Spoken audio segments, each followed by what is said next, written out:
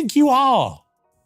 Other than a latte-munching imbecile living in luxury in California while the rest of the world's a cost of living crisis, moaning and whining about an institution which gave you the titles on which you now trade millions of dollars. Right. The hypocrisy is beyond anything I've ever seen. He's a duplicitous, self-centered, vile, disloyal hypocrite. Brat, to be honest, and very, very entitled. You're in America now, and we don't give a shit about you. You're not our fucking prince. You'll never be king. We hate your wife. Stay at home in your $29 million mansion, all right? Imagine being born into the world's most famous family, and then being told you're no longer welcome. That's exactly what happened when Prince Harry quietly asked his father, King Charles III, for a seat at the King's Foundation Gala, and was met with nothing but cold silence. This wasn't a minor tea party or a private dinner, it was the ultimate stage for royal influence, and Harry's name was missing from the guest list. In that moment, the monarchy sent a message, louder than any press release: the crown is moving on without him. But that stone-cold refusal was only the opening move in a much bigger drama.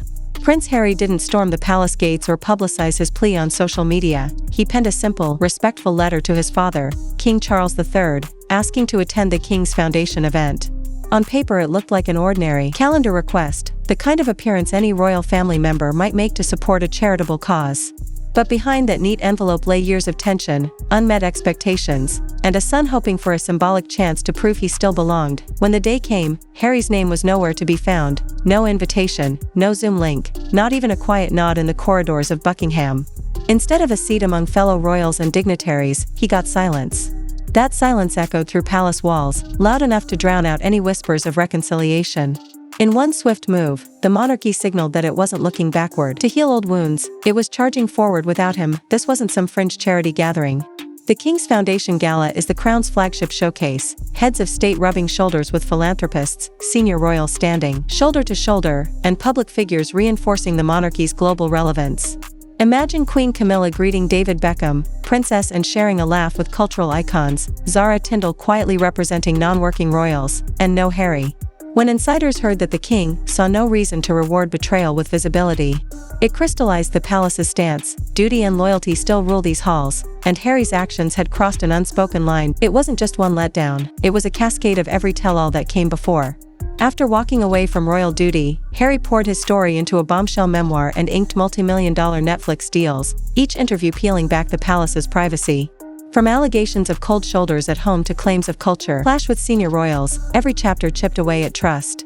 Inside those gilded halls, his narrative was seen as betrayal dressed up as truth, proof that he'd cashed in on family drama instead of protecting it. Meanwhile, Meghan's silence spoke volumes. She didn't rally behind that letter to the king, nor did she campaign publicly for her husband's cause. Instead, she focused on building her own brand out in California, producing podcasts, launching wellness lines, and staying out of the royal fray. Her absence at the Foundation Gala wasn't a mistake, it was a deliberate distancing that left Harry looking increasingly alone.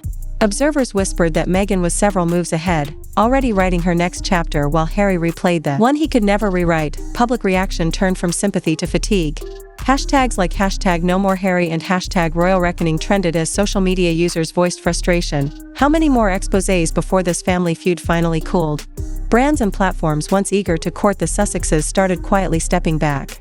Spotify shelved their podcast, Netflix dialed down new projects, and top producers labeled Harry tabloid risk instead of royal insider.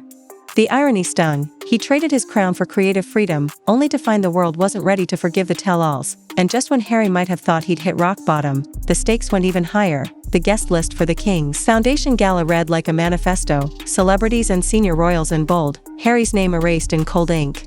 David Beckham and Kate Winslet graced the VIP roster, alongside Princess and Zara Tindall. Every inclusion spotlighted people celebrated for loyalty and unity. Every exclusion shouted that Harry no longer fit the narrative. Behind palace walls, the strategy was simple: no official duties, no royal protection, no public platform.